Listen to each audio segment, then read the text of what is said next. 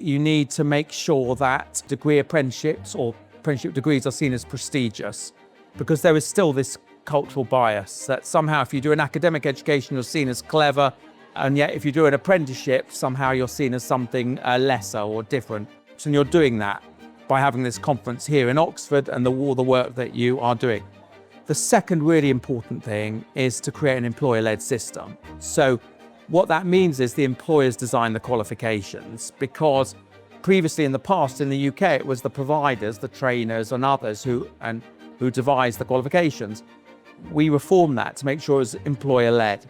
Why? Because if employers design the qualifications, one, they know what people need, but the second point is people are more likely to get jobs when they complete. And the third thing is you should look at a funding mechanism. So we introduced the apprenticeship levy, which is put on big business in order to fund our apprenticeship system. We'll be spending nearly 2.7 billion English pounds on apprenticeships thanks to the apprenticeship levy. They use that to fund smaller businesses who don't pay the levy to fund all the training costs, or 95% of the training costs.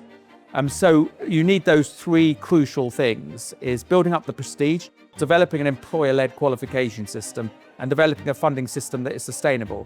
Because at the moment, Reach is unique in that you're a grassroots movement. So when we did it from top down. The government said, this is what we want to do. We want to transform our apprenticeship vocational system. We're going to introduce.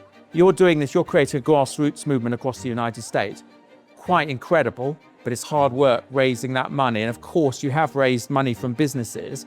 But in order to make it sustainable and to last, you need to develop a funding system, whether it's the apprenticeship levy or another mechanism.